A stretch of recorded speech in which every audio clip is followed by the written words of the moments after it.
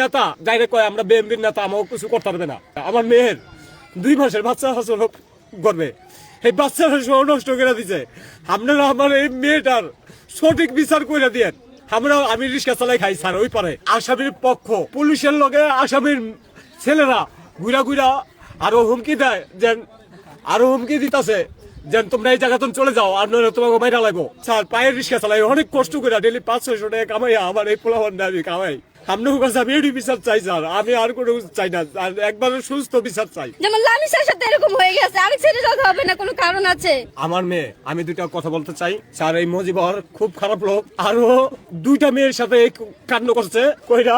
এক মেয়েটার 16,000 টাকা দিয়া বিদায় করাইছে এই কিছুদিন আগে, 20 দিন আগে না। আমরা বুঝতে পারি নাই যে আমার মেয়েটার সাথে এই কাজ করবে। স্যার আমরা আপনার কাছে একটাই দাবি, আপনারা এরা গণপ্রচার কইরা সরকারের কাছে পৌঁছে দিবেন, যেন আমার মাইয়াটার সুস্থ তদন্ত কইরা জানি এটার আমরা চাই। এই মজিবর খুব খারাপ লোক স্যার, বিএনপির নেতা ডাইরেক্ট কয় আমরা বিএনপির নেতা, আমাকে কিছু করতে পারবে না, ডাইরেক্ট এরকম বলে। স্যার আমার আরেকটা কথা আছে, জানি আমার মেয়েটার বিচার না হয়।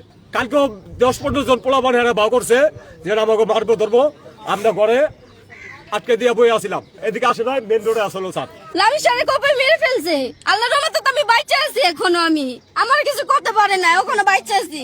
তাহলে এবার আপনি বলেন, এই দেশে সুশাসন কীভাবে আশা করেন?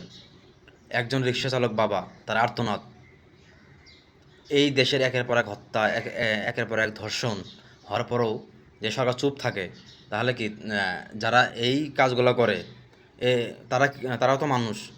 তো এদের যখন আপনি জেলে পাঠাবেন, তারা জেল থেকে এসে আবার সেম কাজটাই করবো। তো দেশের আইন ব্যবস্থা যদি ভালো না হয়, তাহলে এই দেশে ধর্ষণ খুন কমবো না কোনো সময়। আমার কথা, যারা এই সব কাজে লিপ্ত হয়, ধর্ষক খুন, তারা খুন করলে তাদেরকে খুন করা হোক। যারা ধর্ষণ করবো তাদের ক্রস ফায়ার দেওয়া হোক বা ফাঁসি দেওয়া হোক। আইন বানাইতে হইব, দেশের স্বার্থে আইন তৈরি করতে হইব।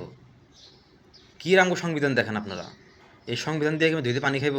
দেন এই সংবিধান, আপনার কোন সংবিধানে লেখা আছে যে এই ভিন তারা শুধু ধর্ষণ করতে পারবো? কোন সংবিধানে লেখা আছে যে ধর্ষণ করে একটা আসামির পক্ষে আইনজীবী লড়বো, সরকার আইনজীবী দিব, তাকে ফাঁসি না দিয়ে যাবজ্জীবন দেয়? কোন সংবিধানে আছে?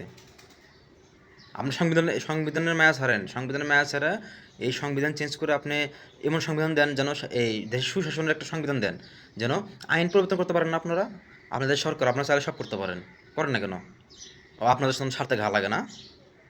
এই লক্ষ লক্ষ টাকা দুনিয়া চাঁদাবাজি হইতেছে, এই চাঁদাবাজি আপনার কোন সংবিধান আছে চাঁদাবাজি করে আপনার দল চালাতে হইব?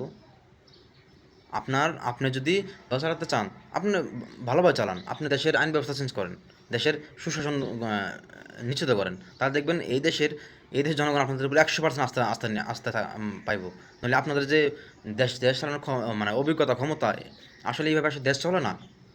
কীভাবে দেশ চলবে এইভাবে? আপনার কি দেশ চালানোর মতো মানে এই জগৎ অর্জন করে এখানে আসছেন? আপনার তো পূর্বের যে আপনার যে মানে দেশ চালানোর অভিজ্ঞতা, সেম কাজগুলো এখনও করতেছেন।